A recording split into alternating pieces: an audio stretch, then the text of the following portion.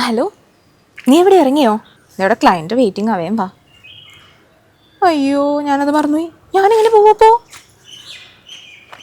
ഓഫീസിൽ നിന്നോ? ആ ബോസ് കളവനായിരിക്കും വരുന്നത്.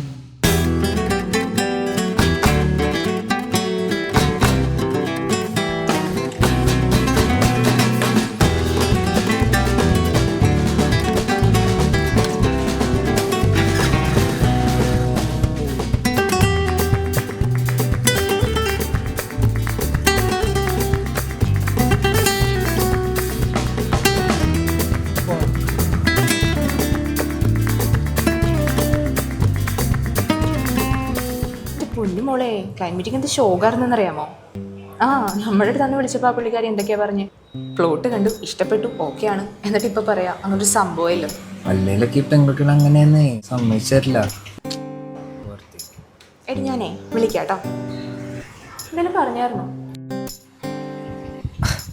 അല്ല, ഞാനിങ്ങനെ പൊതുവായിട്ട് ഇങ്ങനെ പറയാറുന്നേ, പൊതുവായിട്ട് പെണ്ണുങ്ങൾ അങ്ങനെയാന്നേ, അങ്ങോട്ട് സമ്മതിച്ചില്ല. എങ്ങനെ? ഇപ്പൊ നമ്മുടെ കാര്യം തന്നെ എടുത്തു നോക്കി. അന്ന് തന്നെ മനസ്സിലായിട്ടെന്താ മനസ്സിലായില്ലെന്ന് പറഞ്ഞു. എനിക്ക് മനസ്സിലാവാത്തോണ്ട് അതാ പറഞ്ഞു, സമ്മതിച്ചരുത് അങ്ങോട്ട്. ഇന്നലെ ചമ്മി നാളെ നിൽക്കണം നല്ല രസം ഉണ്ടായിരുന്നു. ആര് ചമ്മി? എന്നാലും എന്ത് കോയിൻസിഡൻസ് ആണെന്നല്ലേ നമ്മൾ കണ്ടത്. ഏതോ ഒരു വലിയ പുള്ളി ഇങ്ങനെ പറഞ്ഞിട്ടുണ്ട് എന്ന് വെച്ചിട്ടുണ്ടെങ്കിൽ, നമ്മുടെ ലൈഫായിട്ട് ഭയങ്കര കണക്റ്റഡ് ആയിട്ട് നിൽക്കുന്ന ആൾക്കാരുടെ കണ്ണുകളായിട്ട് ഇങ്ങനെ കൂട്ടിയിടിക്കുകയാണ്. നമുക്ക് ചുറ്റും 100 പേരുണ്ടെങ്കിലും നമ്മുടെ നോട്ടം അയാളിലേക്ക് കൊണ്ടുവന്ന് എത്തിക്കും. അത് അയാളുടെ എന്തോ സംതിങ്. ഇതൊക്കെ അതിന്റെ ഭാഗമാണ് പുള്ളി പറയണത്. ഞാനിപ്പോൾ പറഞ്ഞു വരുന്നത് ഞാനന്ന് തന്നെ നോക്കി നിന്നോളാം അല്ലേ? അത് അന്ന് ഞാൻ എൻ്റെ ഒരു ഫ്രണ്ടിൻ്റെ ഫേസ് കട്ട് പോലെ എനിക്ക് തോന്നിയതല്ല കണ്ടത്.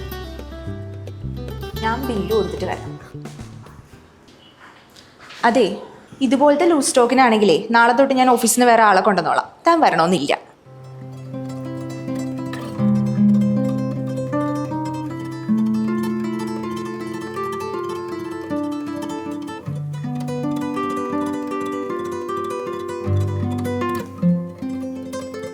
നമുക്ക് ചുറ്റും 100 പേരുണ്ടെങ്കിലും നമ്മുടെ നോട്ടം അയാളിലേക്ക് കൊണ്ടുവന്ന് എത്തിക്കും.